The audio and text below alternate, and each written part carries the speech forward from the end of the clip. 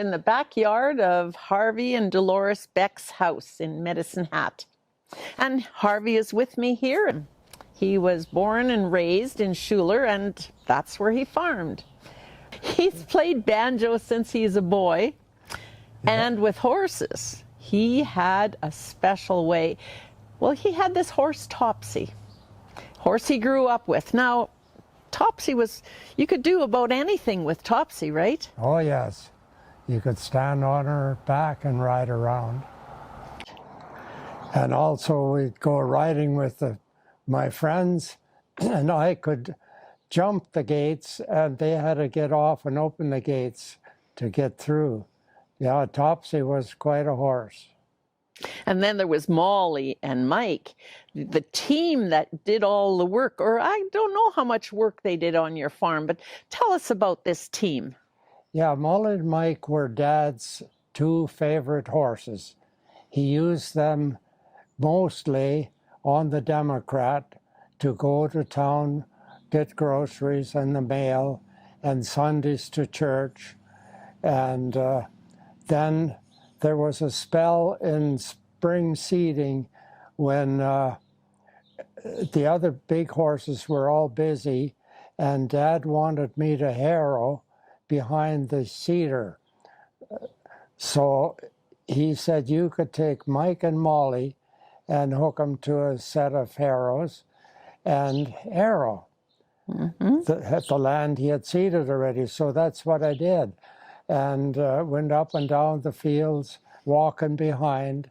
And at the one corner, I turned too short, and the drawbar end got stuck in the ground, and the harrows came up and went flipping over and hit the Mike and Mollie on the back. Well, they took off, and they were going 60 miles an hour, and I couldn't run. I fell down. I was dragging for a ways. I had to let go. And then they ran all the way home to the front of the barn. And those were wooden harrows, and there was nothing left of them. They were all broken. I don't know if they were your dad's favorites for a day or two after that. When you took him to the dance, they even got to stay overnight at the livery barn. Yes, yeah, that was nice because we could go to the livery barn and give them something to eat. And of course, we always took hay along. And then go to the dance.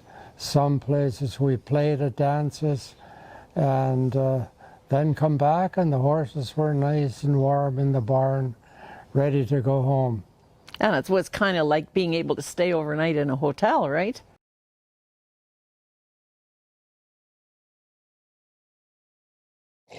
Mollie and Mike. I can still see them, Mollie and Mike. Better partners there never will be. If a man and wife could just spend their life together in such harmony.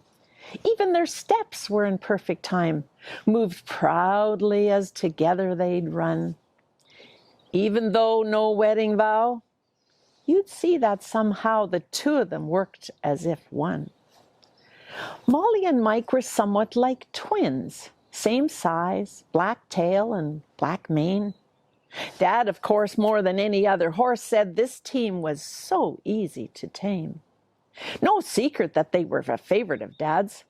They're the ones that he took to town to get the mail, and he'd never fail when back home they'd get a rub down. Can you imagine how the others would feel? The 6 other nags that he had?